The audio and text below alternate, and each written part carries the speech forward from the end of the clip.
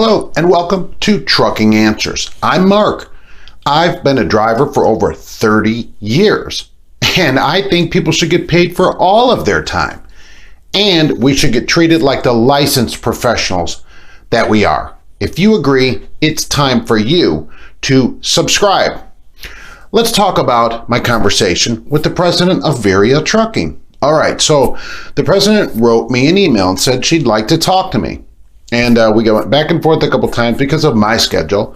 Okay, and we finally spoke on the phone, and it was great. So I want to say thank you to her for getting in touch with me and taking the time to talk to me, because heck, who the heck am I? I'm nobody, right? So she took the time to talk to me, and we cleared a few things up. We're going to talk about the student driver program there and the experienced driver program there.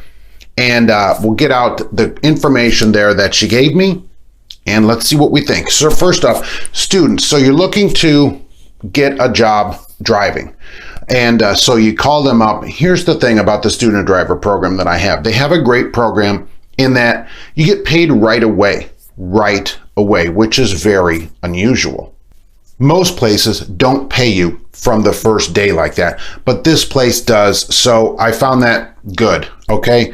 And so they have a very good training program. They actually are in it to train you, but here's the problem.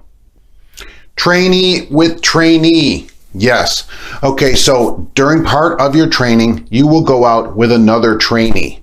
And you know, I don't like this. I think trainers should have 5 years experience. This trainee with trainee program is not training.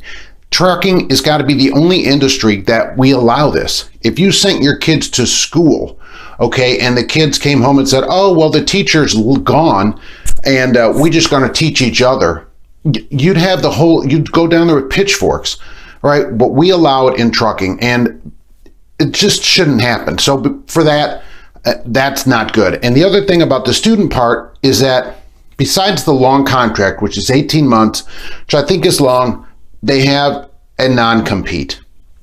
Now, I did a video about non-competes. I'm going to put it up at the top here, right? I'll link that up there where you can watch it. I tell people not to sign it. So I don't like it.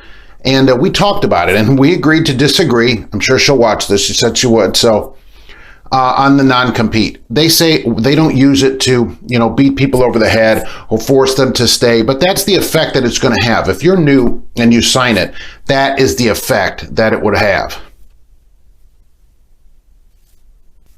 So for that reason, I can't recommend the place for students. I just can't, because I've got this deal.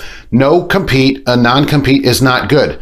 It has a chilling effect on you. You're going to think, oh, I have to stay during this time, even though that's generally not enforced, she said. So look, there's no reason to sign it then, right? There's no reason to have it if it isn't enforced. Like I have a lease, right? Okay, so if they say, oh, don't worry, you can leave anytime, they wouldn't have you sign the lease. There's got to be something to it. That's what I think. I can't recommend the student program because of that. The training on trainee, that isn't training people. Let's get to experienced drivers. Now, this has a better picture, a more rosy picture.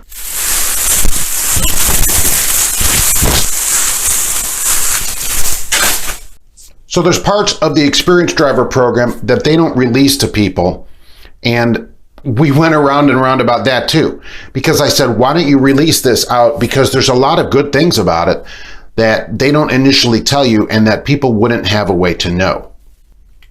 What she said is that trucking companies call each other, apparently kind of like we do, to find out their pays. They go, okay, what do you pay? What are your benefits? And that way they compete with each other. And so until you've called them a few times and they've interviewed you and to make sure you're a driver, they don't tell you the whole deal. I wouldn't do it that way. I'd want people to know the deal, because they may not call back a few times really because they're not getting the full picture. But here's the thing. And in respect to her for taking the time to call me, I can't say what these things are. Okay. She took the time to call me, and I totally respect that. So I will tell you that the initial pay that they may talk about, it's more than that. There are bonuses that you can get that are easy to get. Some are just almost automatic that pay out to experienced drivers that way increases your pay. So for experienced drivers, it may be a place that's at least worth a call. Can't talk today.